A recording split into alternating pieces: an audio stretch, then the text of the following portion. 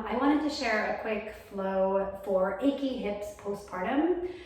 This is a flow that was given to me by a really wonderful pelvic floor physical therapist. I was having really some just pain around my hips, and I was just diagnosed with just generally tight and weak hips, just because there's so much shifting that happens during pregnancy and then after as well. Just so many lifestyle changes, so much more sitting and stuff. So this series of movements all has to do with stretching and strengthening the muscles around the hip. The glutes, the quads, the hamstrings, the inner thighs, the low back. I often like to start in this 90-90 position. I should also add that this flow really works for anyone with tight hips, but I'm just really specifically saying postnatal because it's such a common affliction, postnatal.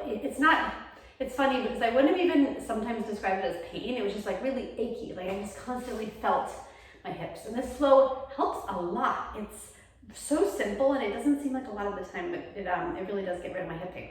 So in the 90-90 position, I'm a little bit sloppy about it. I hear some people saying really 90 degrees, the knee at the hip, 90 degrees, the knee at the hip. This kind of but I'm a little bit more diagonal, a little bit more like a Pilates mermaid because it's more familiar for me.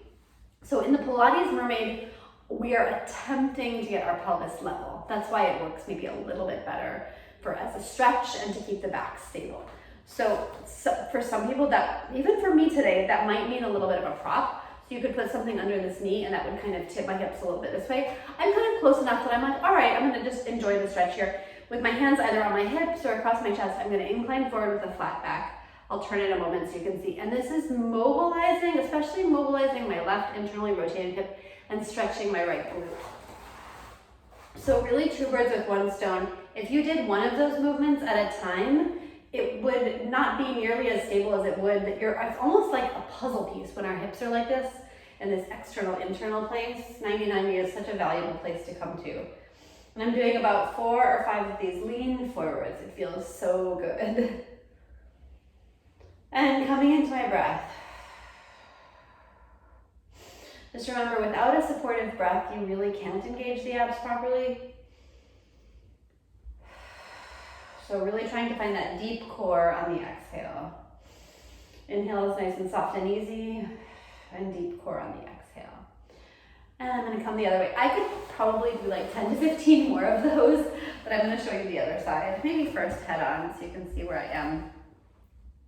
This hip's a little bit tighter for me. I almost feel like I want to prop on this side. When it's tight, I have a big adductor stretch right there. So again, you're finding whatever angle of your legs is going to get your hips level. One thing I would caution though, is try to make sure you're deciding where your 12 o'clock is. So if 12 o'clock is in front of you, a lot of the time I see people in the studio set their hips up kind of like that.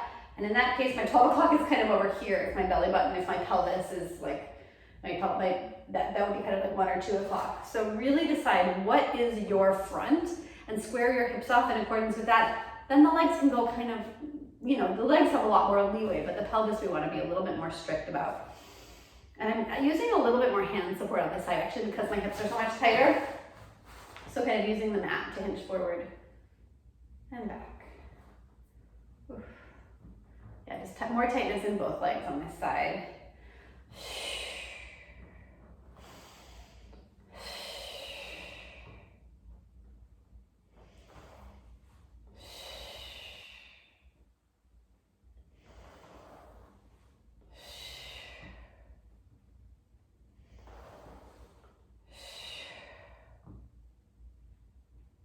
Again, I probably could go for another 5 minutes. It feels so nice, but I'm gonna move on for today so I show you some more things. Still kind of in the stretching family of things. Of course, always there is sitting in a deep squat. It's funny because this is one of the poses I know I'm supposed to be doing, and it's just been hard to get down here and spend time down here when I'm, kind of scrambling to take care of a 10-month-old and just do things around the house and work. So when do I hang out in this pose? I try to do it when I'm playing with my kiddo, just to get down on the floor and be in a squat. You may need a prop here, you may need something underneath your heels. This is also wonderful on a roller. I highly recommend it on a foam roller, just kind of coming out right underneath you, something to sit on. It's a really nice release for the pelvic floor on the roller.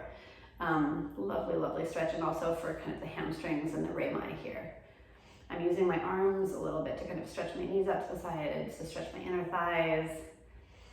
This is a place where, I mean, stay as long as you can. We all really should have much more mobility here.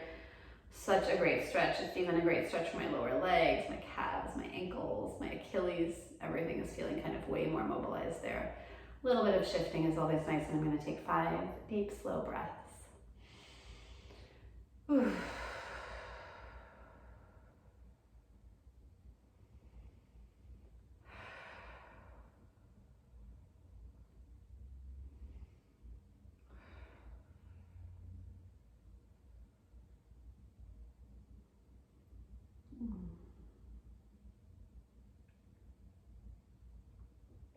So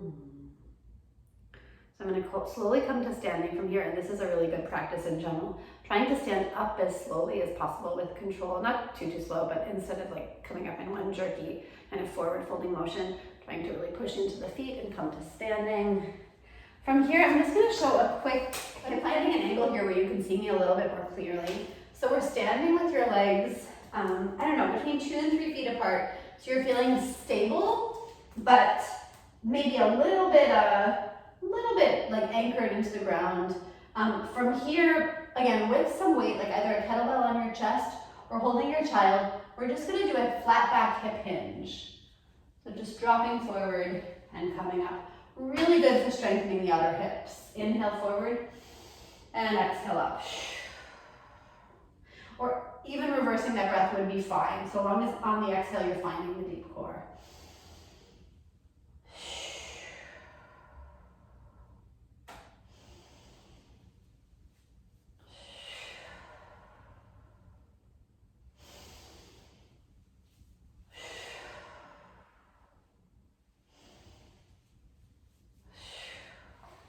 It took me some time to really appreciate this next one, to really appreciate what it was doing for me. So this next one is kind of about finding the obliques, finding a stretch here, but at the same time keeping really stable. So you're stepping 1 foot forward, and so I'm in a little bit of like a lunge here. I have funky knees, so there's lots I can do in a lunge.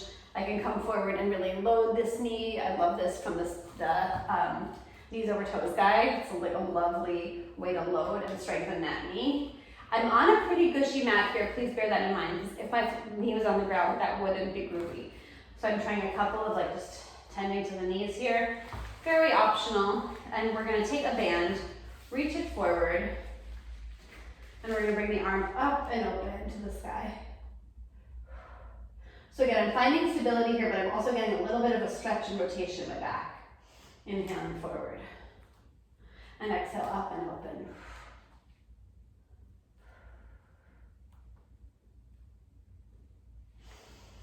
And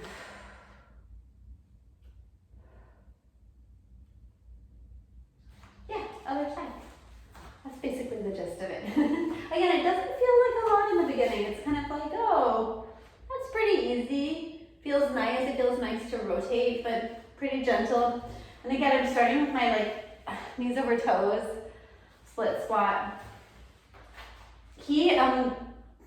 The knees over toes guy advocates kind of popping out of it. I like to move a little bit more slowly just to make sure my knee feels stable. And I do that with a lot of these poses in this flow. I'll be like, oh, I like this in mermaid, and I'll add a side bend. So feel free to pause in any of these positions and add something that feels good for you. And again, we're reaching the band forward and the arm up and out.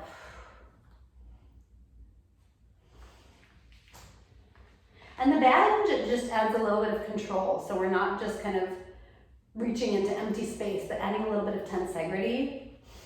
That is like really contained stability to the movement. The great thing about bands is they really kind of mimic the springs on the reformer. That is, you're not just pulling in one direction, but you're having concentric engagement, isometric engagement when you hold, and then eccentric engagement, control to come back. And one more time. And to be stable in this position, of course, you're always working the glutes. So last but not least, we're going to do a little bit of clams. You've seen me do clams before. Clams are so valuable. Again, nothing better to strengthen the hips. I really can say that. I can say that. I don't think I would normally be able to say nothing better, but clams, they do so much. The really critical thing with clams is that you're moving from your AC joint, not from the sacrum. So my pelvis is super stable. I'm not opening and closing this hip. I'm keeping the hips extremely stable here and just opening right at the acetabellum. So super stable. 10, 9, 8, 7. You can see I'm keeping my pelvis really stable, so my waist is off the mat. 9. And I'm going to go to 15 because these are pretty easy today. 1. I've been good about them. 2, 3, 4, 5. If you can go for more, please do. That could mean you need a more taut band.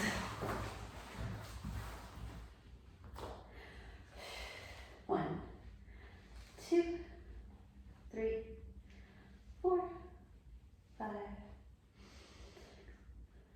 7, 8, 9, 10, 11, 12, 13, 14, 15. And because we're on our side, let's take a nice big stretch, opening out.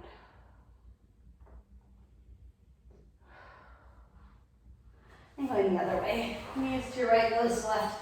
Always good for the hips and low back. Because I've got a C-section and it's now 10 months out, a little bit over 10 months actually. I'm gonna add a little bit of a Cobra here. Even if you haven't had a C-section, the abdominal wall still needs tending to, so I would recommend joining me in the Cobra. Even if you have had neither, Cobras are probably the best exercise you can do for your spine. So if you have a spine, join me for a Cobra. So from here, I'm coming right into my tummy.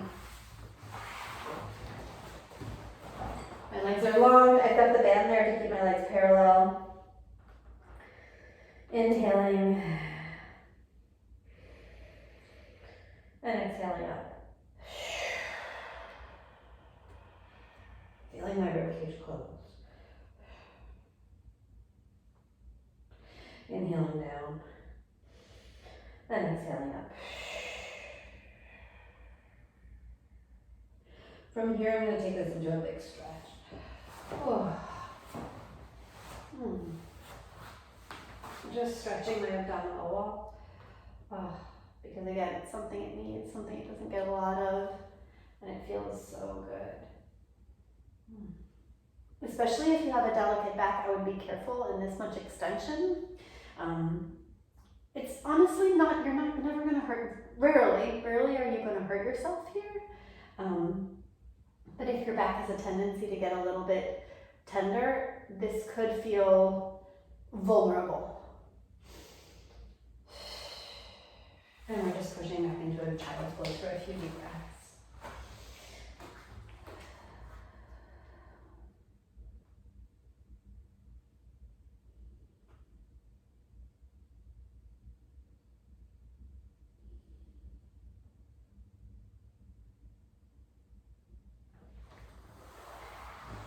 If you are postnatal and you have hip pain, I would recommend doing that every day as possible because I want you to see improvements quickly. The more often you can do it, the faster you'll see improvement. But to be honest, I probably did it 3 times a week for a month and I saw a significant reduction in hip pain. And every time I do it, my hip pain is, I'm out of the woods for a few days. So I really, really hope that helps you. Please like and subscribe.